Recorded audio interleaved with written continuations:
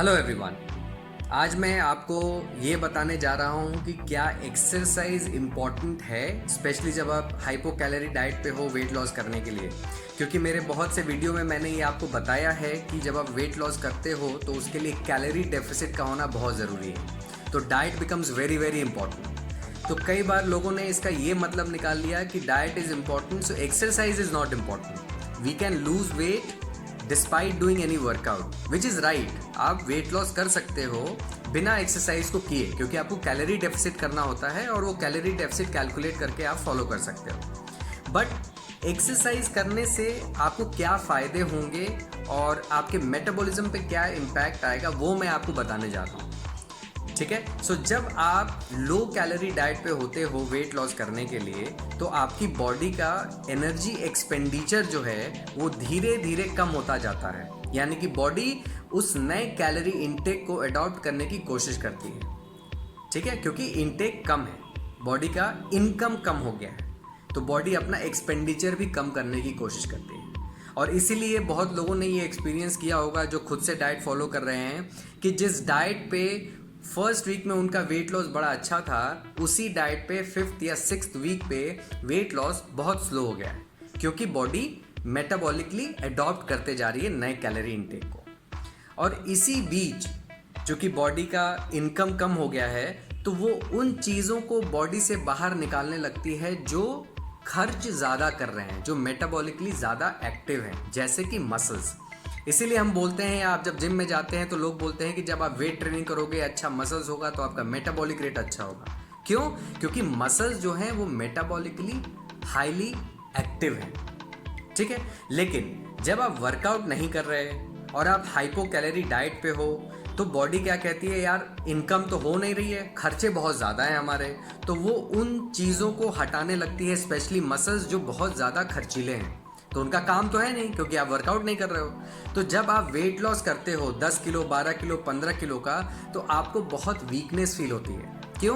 क्योंकि बॉडी ने उस 15 किलो में से बहुत ज़्यादा मसल भी लूज कर दिया है। तो लीन बॉडी मास का भी लॉस होता है जब आप वेट लॉस करते हो बिना किसी वर्कआउट के हेल्प से। ठीक है। और जब आप वर्कआउट करते हो तो आपके ब्रेन को ये सिग्नल जाता है कि भाई मैं इतना इम्पॉर्टेंट जो मसल्स है वो हम लूज नहीं कर सकते, क्योंकि हमें रोज हैवी वेट्स उठाने होते हैं। ठीक है, या हमें वर्कआउट करना होता है जो बिना मसल्स के पॉसिबल नहीं है। तो जब आप वर्कआउट करते हो हाइपो कैलोरी डाइट पे, तो आपकी बॉडी जो है उस मसल्स को रिटेन करने की कोशिश करती है।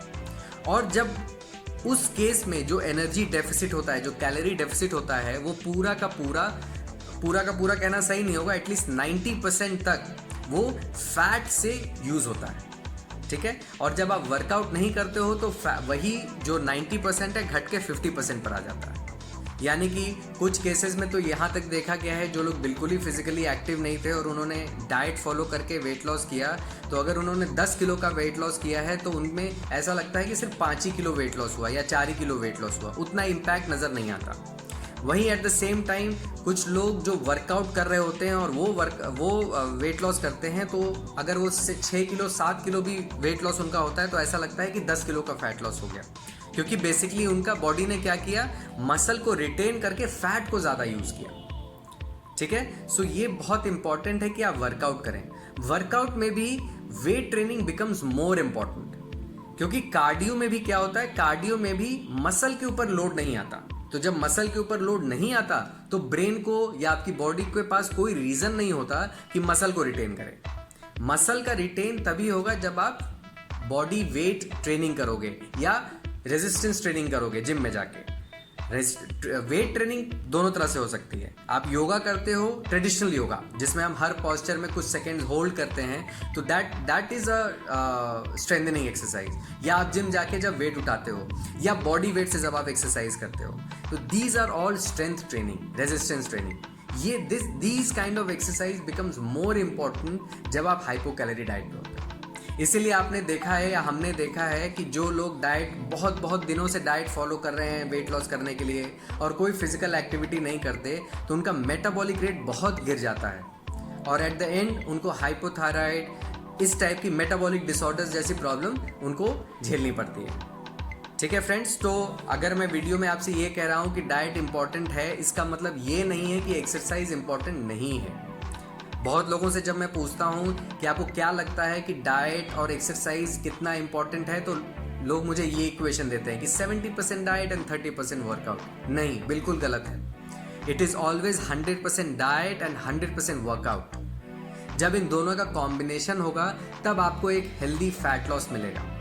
ठीक है, और फैट लॉस करने के बाद भी आपको ऐसा नहीं लगेगा कि आप बहुत वीक हो गए, आपको बहुत वीकनेस लग रही है, आपकी स्किन बहुत लूज हो गए, आपके हेयर लॉस हो गए, ऐसा नहीं होगा।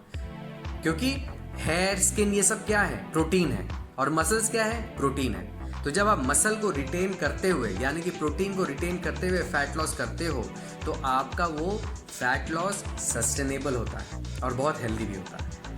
So friends, don't ignore workout. Workout is very very important for a healthy fat loss. Thank you so much. और अगर आपका कोई क्वेश्चन है तो आप कमेंट बॉक्स में डालिए, मैं उसके ऊपर भी वीडियो बनाऊंगा ताकि आपको और एक्सप्लेनेशन के साथ आंसर कर पाऊँ। Thank you so much. Bye bye.